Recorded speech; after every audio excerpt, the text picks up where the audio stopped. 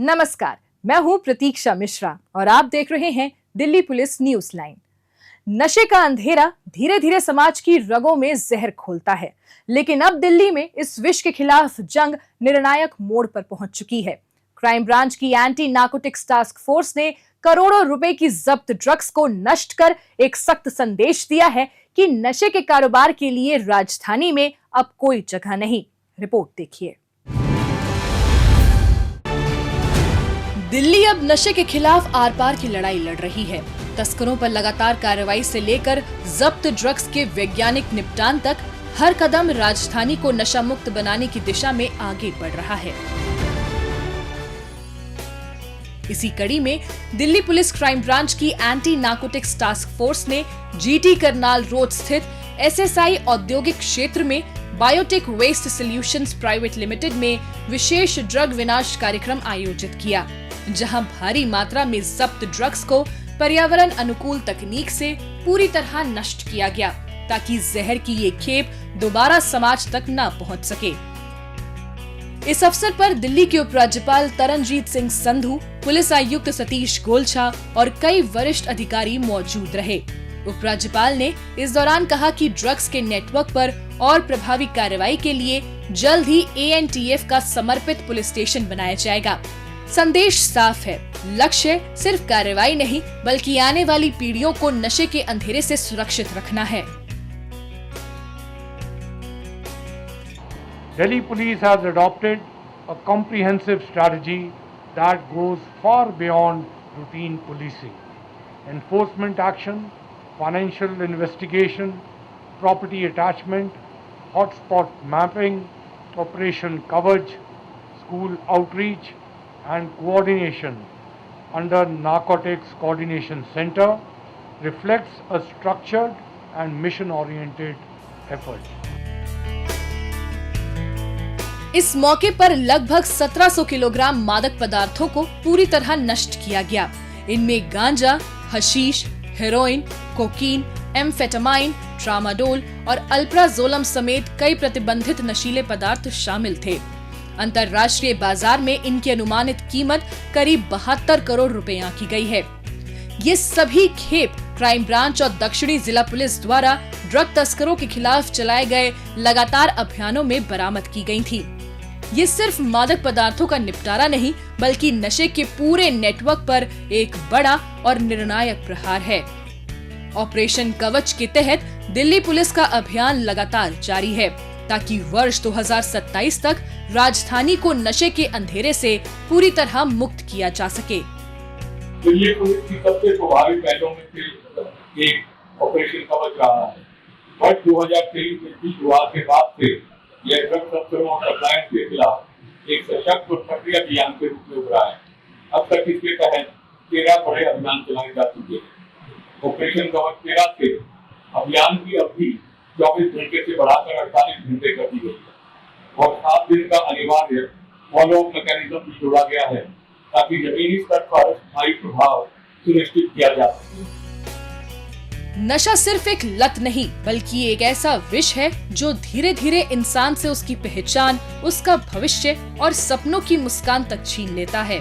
हर साल न जाने कितने घर इसकी चपेट में आकर उजड़ जाते हैं, कितने माँ बाप की उम्मीदें टूट जाती हैं और कितने सपने हमेशा के लिए बिखर जाते हैं। लेकिन अब दिल्ली ने तय कर लिया है, आने वाली पीढ़ियों को इसके साए से बचाना है। मैं दिल्ली के नागरिकों, विशेष रूप से युवाओं और अभिभावकों से एक अपील करना चाहता हूं। कृपया सतर्क रहें और जागरूक रहें। यदि आपको कहीं संदिग्ध गतिविधि, ड्रग तस्करी या किसी युवा के नशे की गिरफ्त में आने का खतरा दिखाई दे तो आगे आएं, जानकारी साझा करें और इस लड़ाई में सहयोग दें। जन भागीदारी ही इस मिशन की सबसे बड़ी ताकत है। इस मेगा ड्रग डिस्ट्रिक्शन इवेंट के जरिए दिल्ली पुलिस ने साफ संदेश दिया है, नशीले कारोबार के लिए राजधानी में अब कोई जगह नहीं है। ये जंग सिर्फ कानून की नहीं बल्कि समाज की साझा जिम्मेदारी है। जरूरत है जागरूकता की, सतर्कता की और उस आवाज की जो समय रहते किसी जिंदगी को बचा सके, क्योंकि जब समाज जागता है तभी अंधकार मिटता है। दिल्ली पुलिस की पीआरओ यूनिट ने लोगों को जागरूक करने के लिए चलाया खास अभियान। देखिए उसकी एक झलक। याद रखें, नशा नॉट गुड। नशा नॉट कूल। अरे तुम किसे पागल बना रहे हो? बुलाऊं पुलिस को? This is the end. Hold your breath into 10. अरे भैया आपकी अपनी इवैल्यूएशन कराइए, बीमारी का इलाज संभव है। अपना ऑनलाइन वगैरह ये सब फेक है।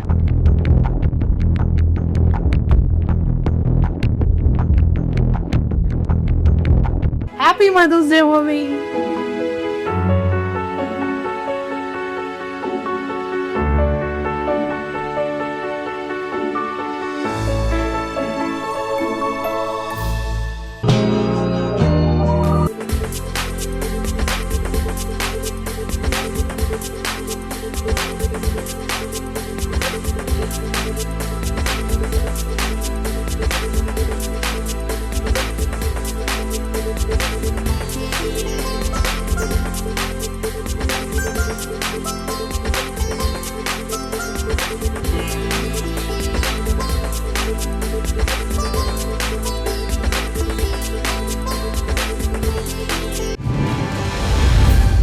Red, arrest, recovery, Delhi police के एक्शन की कहानी आंकड़ों की जुबानी।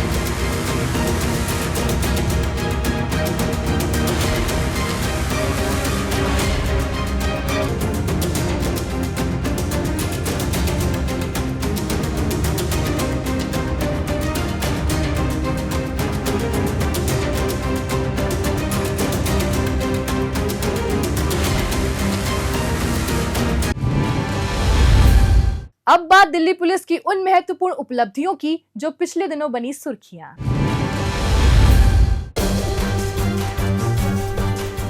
लग्जरी गाड़ियों को निशाना बनाने वाले इंटरस्टेट गैंग को बेनकाब करते हुए क्राइम ब्रांच ने गैंग के 10 सदस्यों को दबोचा है। पकड़े गए आरोपी लग्जरी कारों को चुराकर बड़े ही शातिराना तरीके से उनके नकली पेपर्स तैयार कर धड़ल्ले से बेच दिया करते थे। क्राइम ब्रांच की टीम पीतमपुरा इलाके से चोरी हुई एक कार की तलाश में जुटी थी। उसी दौरान पुलिस को इस गैंग के बारे में सुराग मिला था, जिसके बाद पुलिस ने तमाम कड़ियों को जोड़ा और दिल्ली, पंजाब, हरियाणा, उत्तर प्रदेश और हिमाचल प्रदेश में ताबड़तोड़ छापेमारी कर 10 आरोपियों को अपनी गिरफ्त में ले लिया। बहुत ही बड़े लेवल पे चोरी की हुई गाड़ियों को रिसीव करना, उनके चेसी नंबर को टैंपर करना और फ्रॉडुलेंटली उनको अथॉरिटी से रजिस्टर करवाना और करवा के फिर आगे बेचने का काम कर रहे थे। इसमें हमने एक लाइसेंसिंग अथॉरिटी के एक एम्प्लॉय को भी अरेस्ट किया है, जिसने 350 से ज़्यादा गाड़ियों को फ्रॉडुलेंट तरीके से री रजिस्टर किया है। हमारी इस गिरफ्तारी के बाद कंसर्न्ड लाइसेंसिंग अथॉरिटी ने स्ट्रिक्ट एक्शन लेते हुए और 1000 से भी ज़्यादा जो फर्जी तरीके से रजिस्ट्रेशन हुई थी गाड़ियों की, उनको ब्लैकलिस्ट किया। पुलिस ने आरोपियों के कब्जे से 30 लग्जरी कार भी बरामद कर ली हैं।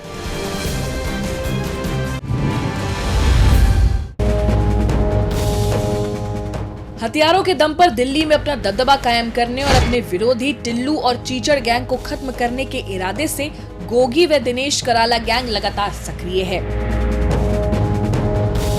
दहशत फैलाने के लिए इस गैंग के सदस्य न सिर्फ अवैध हथियारों की सप्लाई करते थे, बल्कि साथ साथ उन्हें खुलेआम सोशल मीडिया में लहराते हुए वीडियो अपलोड भी कर रहे थे।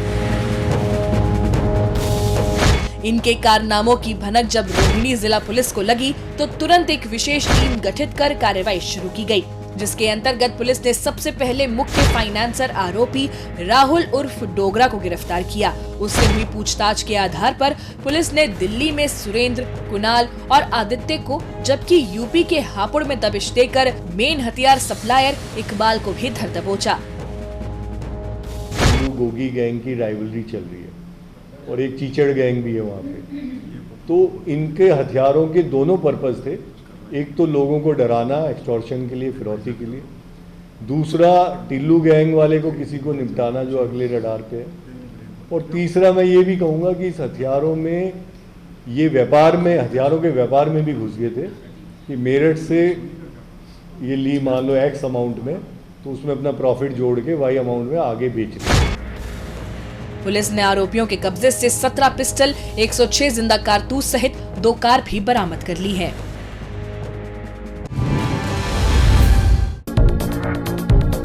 जनता के स्वास्थ्य से खिलवाड़ करने वाले अंतर्राज्यीय रैकेट का क्राइम ब्रांच ने भंडाफोड़ किया है। इस सिलसिले में पुलिस ने मुख्य आरोपी मनोज जैन सहित इसके साथी राजू, विक्रम और वतन को गिरफ्तार किया है। आरोपी अपने संपर्कों के जरिए सरकारी अस्पतालों से जीवन रक्षक दवाओं को अवैध रूप से मंगवा लिया करते थे। इसके बाद ये मुखर्जी नगर स्थित अपनी अवैध फैक्ट्री में उनका लेबल और पैकेजिंग बदलकर उन्हें बाजार में बेच दिया करते थे। इस पूरे मामले का खुलासा उस वक्त हुआ जब क्राइम ब्रांच खुफिया इनपुट पर काम करते हुए इनकी अवैध फैक्ट्री पर पहुंची, जहां पुलिस छापा मारकर चारों आरोपियों को गिरफ्तार करने में सफल रही। जो मेन सप्लाई है वो ये जो मनोज जैन आदमी है, ये बना करके यहाँ से और रेलवे के माध्यम से पूरे जो कार्टन है वो सप्लाई करते थे, यहाँ से गुवाहाटी और कोलकाता तक पहुँचाते थे और वहाँ से प्राइमरीली ये नॉर्थ ईस्टर्न स्टेट्स में सप्लाई करते थे। वहाँ से काफ़ी मात्रा में दवा ये दोबारा से रीपैकेजिंग करके दोबारा दिल्ली भिजवाते थे और फिर दिल्ली में भी कुछ फार्मास्यूटिकल स्टोर्स जितने हैं, जैसे नॉर्थ वेस्ट और वेस्टर्न दिल्ली के कुछ स्टोर्स में इनकी सप्लाई बताई गई है, उसको भी चेक किया गया है। वहाँ भी उनकी लेबलिंग और उसको डिटेक्ट करके इसको देखा जा रहा है कि किस किस पर ये सप्लाई है। पुलिस ने आरोपियों के कब्जे से भारी मात्रा में कैंसर, डायबिटीज, रेबीज और अन्य गंभीर बीमारियों की जीवन रक्षक नकली दवाएं, पैकेजिंग सामग्री और मशीनें बरामद कर ली हैं, जिनकी कीमत करोड़ों रुपए आंकी गई है।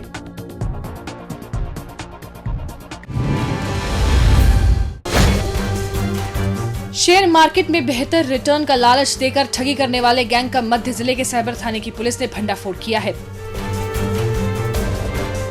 पुलिस की गिरफ्त में आए रवि राठौर, विकास राठौर और सुदामा नाम के ये आरोपी व्हाट्सएप कॉल और मैसेज के जरिए लोगों से संपर्क करते थे और निवेश करने के लिए उन्हें एक फर्जी ऐप और वेबसाइट डाउनलोड करवा दिया करते थे।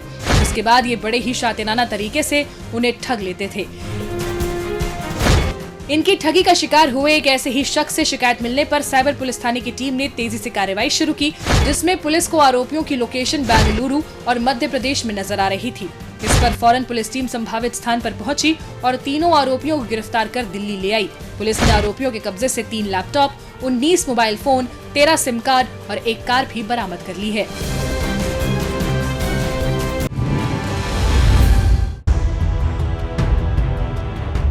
घर बैठे नौकरी का सपना देखने वालों सावधान। शहादरा जिला पुलिस के साइबर थाने की टीम ने एक ऐसे गैंग का खुलासा किया जो पार्ट टाइम नौकरी का झांसा देकर लोगों को ठगने में लगा था। आरोपी टेलीग्राम ऐप और अन्य सोशल मीडिया प्लेटफॉर्म के माध्यम से लोगों को नौकरी का झांसा देते थे। जब लोग इनके जाल में फंस जाते थे तो उनसे अपने फर्जी बैंक खातों में अच्छी खासी रकम ट्रांसफर करवा लिया करते थे। साइबर जालसाजी इस धंधे को अंजाम देने के लिए आरोपियों ने बकायदा गीता कॉलोनी स्थित एक होटल में अपना ठिकाना बना रखा था। जैसे ही इस गैंग की गतिविधियां साइबर पुलिस की रडार पर आई तो पुलिस ने फौरन उस होटल में दबिश दी और मौके से 14 आरोपियों को अपने शिकंजे में ले लिया।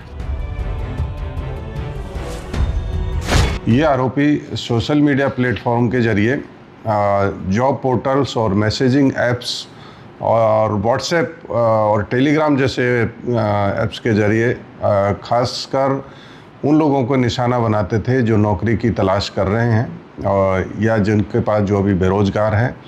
इन्हें work from home, part time job और हाई सैलरी का लालच दे करके पहले भरोसा दिलाया जाता था और फिर registration fees, security deposit, task charge और इन्वेस्ट के नाम पर उनसे पैसे ठगे जाते थे। पुलिस ने आरोपियों के कब्जे से 18 मोबाइल फोन, 19 सिम कार्ड और एक लैपटॉप भी बरामद कर लिया है।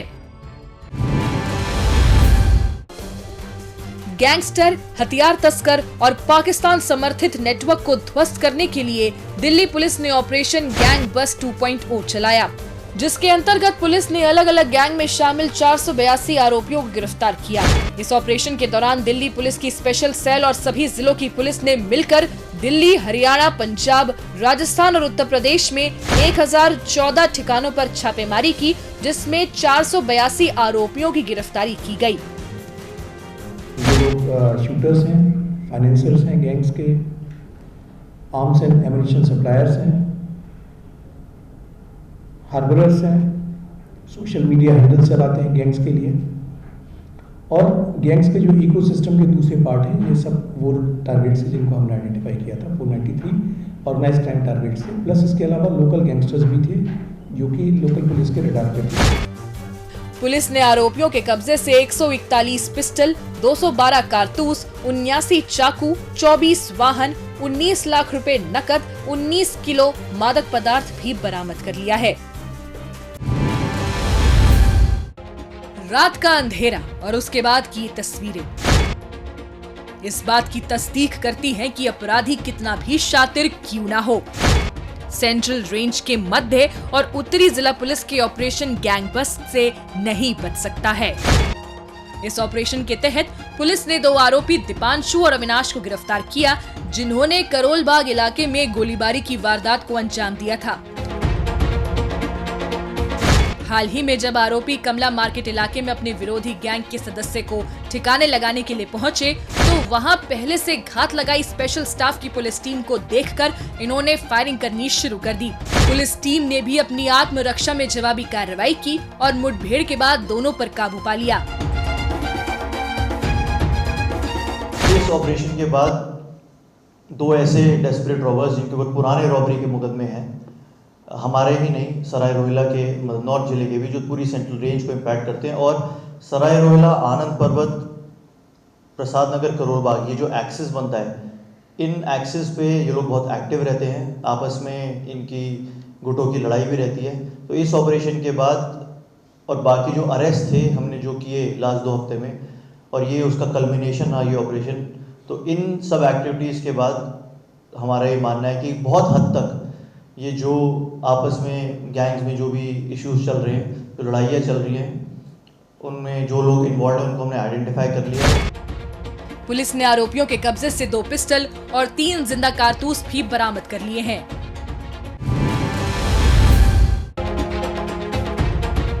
स्पेशल सेल ने एनडीपीएस मामले में फरार चल रहे वांछित आरोपी प्रदीप सिंह को गिरफ्तार किया है। आरोपी अवैध रूप से 358 किलोग्राम हेरोइन सप्लाई करने के मामले में शामिल था और साल 2023 में विदेश भाग गया था। इसके बाद ये विदेश में बैठकर ड्रग किंगपिन नवप्रीत सिंह के निर्देश पर भारत में मादक पदार्थ के धंधे को अंजाम दे रहा था। गहन छानबीन और सीबीआई की मदद से स्पेशल सेल आरोपी को अजरबैजान के बाकू से भारत लाने में सफल रही, जिसके बाद इसे गिरफ्तार कर लिया गया।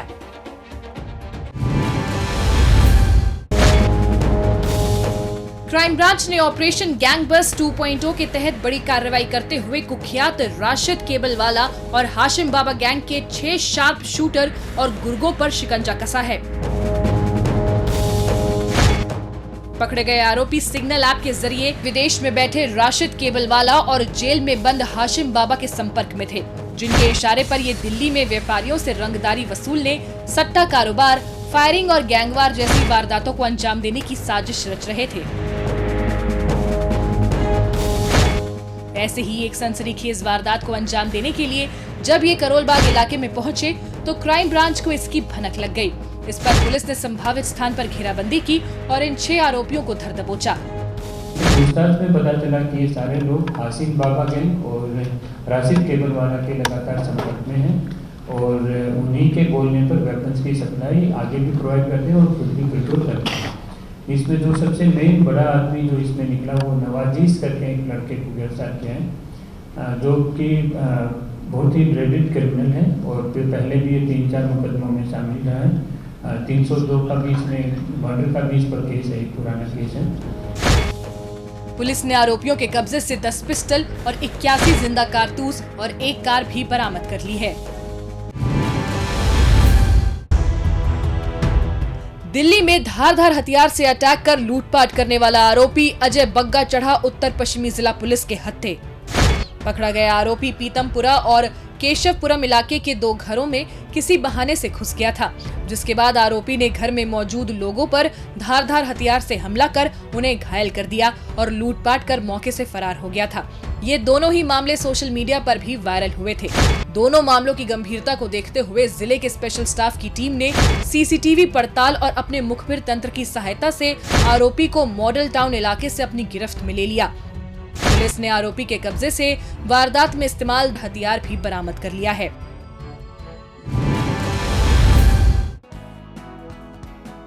दिल्ली ट्रैफिक पुलिस ने पीआरओ यूनिट और दिल्ली सरकार के शिक्षा निदेशालय के सहयोग से दिल्ली पुलिस मुख्यालय स्थित आदर्श ऑडिटोरियम में सड़क सुरक्षा जागरूकता कार्यक्रम का आयोजन किया। इस कार्यक्रम में विभिन्न स्कूलों के लगभग 400 छात्रों ने उत्साहपूर्वक भाग लिया, जबकि YouTube लाइव स्ट्रीमिंग के माध्यम से दिल्ली भर के करीब 1 लाख छात्र इस महत्वपूर्ण पहल से वर्चुअली जुड़े। कार्यक्रम के दौरान दिल्ली ट्रैफिक पुलिस के अधिकारियों और विशेषज्ञों ने छात्रों को ट्रैफिक नियमों, रोड डिसिप्लिन, हेलमेट और सीट बेल्ट के महत्व, ओवर स्पीडिंग और मोबाइल फोन के उपयोग से होने वाले खतरों के बारे में विस्तार से जानकारी दी। साथ ही पैदल यात्रियों और साइकिल चालकों की सुरक्षा, सुरक्षित स्कूल आवागमन, सड़क दुर्घटनाओं के दौरान प्राथमिक सावधानियां और जिम्मेदार सड़क व्यवहार जैसे विषयों पर संवादात्मक सत्र आयोजित किए गए। आप ही लोगों ने फ्यूचर में सिटीजन्स बनना है, आप ही लोगों ने गाड़ियां ड्राइव करनी है रोड्स पे, तो हम लोग दिल्ली की और या जहाँ कहीं भी रहेंगे रोड सेफ्टी का, अपनी सेफ्टी का और सड़क पर चलने वाले बाकी लोगों की सेफ्टी का ध्यान रख पाएंगे। कार्यक्रम को और अधिक प्रभावशाली और सहभागिता पूर्ण बनाने के लिए सड़क सुरक्षा पर आधारित एक नुक्कड़ नाटक भी प्रस्तुत किया गया, जिसने भावनात्मक और प्रभावशाली तरीके से ये संदेश दिया कि सड़क पर बरती गई छोटी सी लापरवाही किसी गंभीर दुर्घटना का कारण बन सकती है।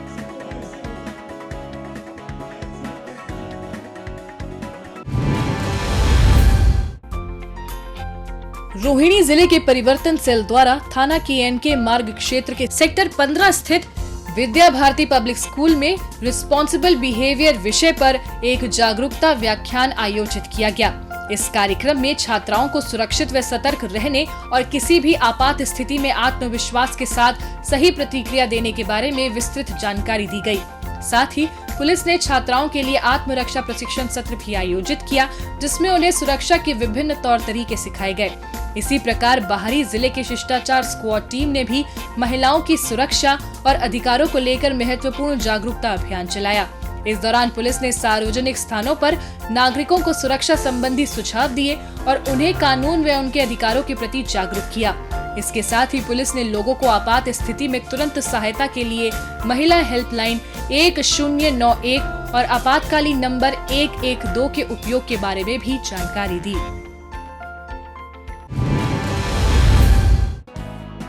पुलिस मुख्यालय में आयोजित एक कार्यक्रम के दौरान पुलिस आयुक्त सतीश गोलछा की मौजूदगी में दिल्ली पुलिस के वरिष्ठ अधिकारियों ने श्रीलंका की महिला सांसदों के प्रतिनिधि मंडल से मुलाकात की।